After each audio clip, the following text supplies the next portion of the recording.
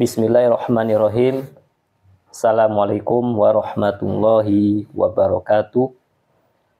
Alhamdulillahi rabbil alamin. Wassalatu wassalamu ala asyrafil anbiya'i wal mursalin.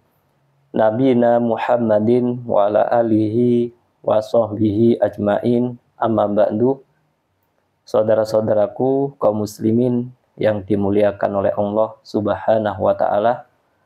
Pada kesempatan kali ini kami akan menyampaikan sebuah kisah tentang kemurtatan seseorang yang dahulunya pernah menjadi sahabat Nabi Shallallahu Alaihi Wasallam. Kenapa kami katakan pernah menjadi sahabat Nabi Shallallahu Alaihi Wasallam? Perlu kita pahami bersama bahwa sahabat Nabi itu adalah orang yang bertemu dengan Nabi, beriman dengannya, serta meninggal di atas keislaman atau keimanannya. Jadi jika seseorang pernah bertemu dengan Nabi, beriman kepadanya, namun meninggal di atas kemurtatan, maka otomatis gelar sahabat yang disematkan kepada orang tersebut hilang dengan sebab kemurtatannya.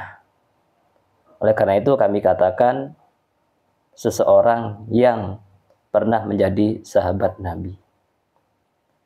Lalu siapakah orang yang murtad tersebut yang dahulunya menjadi sahabat Nabi Shallallahu Alaihi Wasallam?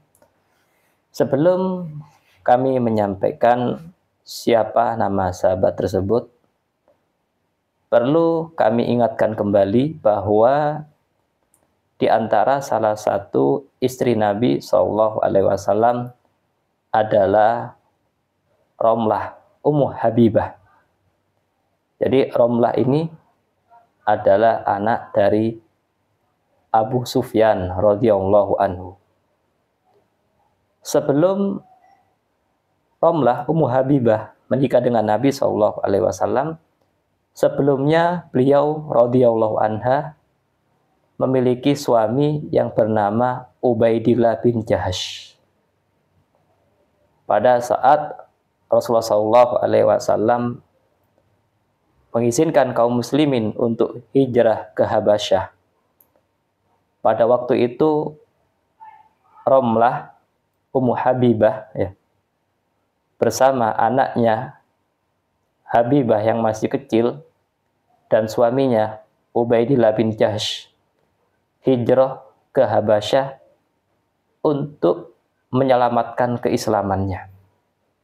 Karena beribadah di Mekah waktu itu yang masih dikuasai oleh kaum musyrikin tidaklah mudah. Jadi kaum muslimin hijrah ke Habasyah karena di sana ada Raja Najasyi yang melindungi kaum muslimin yang menyembah Allah Subhanahu wa ta'ala.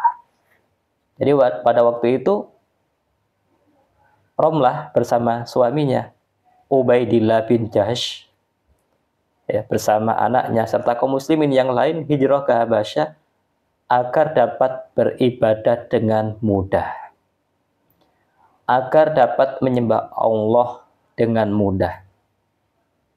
Singkat kisah, tibalah Romlah dan suaminya Ubaidillah bin Jahash di negeri Habasyah.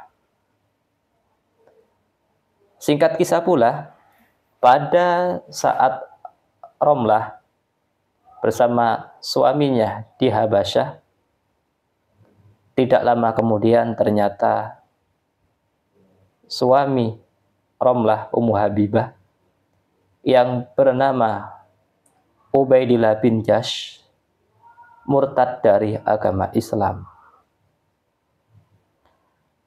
Saudara-saudaraku kaum muslimin yang dimuliakan oleh Allah, dari sepenggal kisah yang pendek ini ada pelajaran yang begitu penting yang dapat kita ambil, bahwa hidayah murni dari Allah dan perlunya kita untuk selalu minta hidayah kepada Allah agar hidayah yang Allah berikan kepada kita sebagai orang-orang yang beriman tetap ada pada jiwa kita sampai kita meninggalkan alam dunia yang fana ini.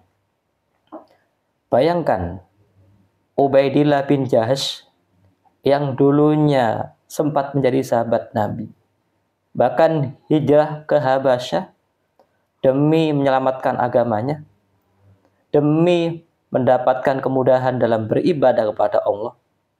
Namun ternyata ketika tiba di Habasyah, beliau keluar dari agama Islam.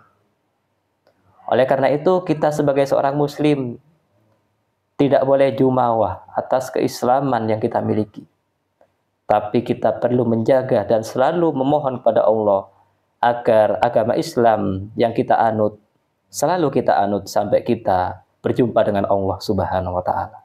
Dan selalu kita memohon agar kita diteguhkan di atas agama Allah.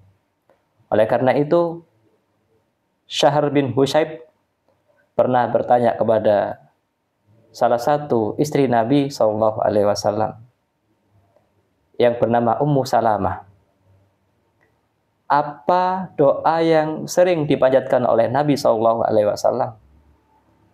pada saat Nabi SAW berada di samping Ummu Salamah?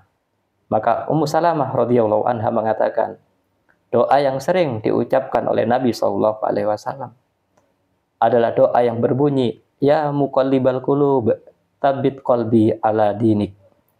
Yang artinya, wahai zat yang membolak-balikkan hati, teguhkanlah hatiku di atas agamamu. Kalau Nabi SAW saja, manusia pilihan Allah, manusia terbaik, yang tidak diragukan lagi keimanan serta ketakwaannya, selalu memohon kepada Allah agar diteguhkan di atas agama Allah hati beliau. Lalu siapa dengan kita? Maka sangat layak dan pantas, bahkan wajib bagi kita untuk selalu memohon kepada Allah agar Allah meneguhkan kita di atas agama Islam yang benar ini sampai kita berpisah dengan alam dunia yang fana ini. Dan jangan sampai Islam lepas dari kita sebagaimana Islam lepas dari Ubaidillah bin Jahsh yang dulunya mendapatkan kemuliaan berupa menjadi sahabat Nabi SAW. Demikianlah yang kami sampaikan. Mudah-mudahan kita selalu berada di atas petunjuk dan hidayah dari Allah Subhanahu wa Ta'ala. Assalamualaikum warahmatullahi wabarakatuh.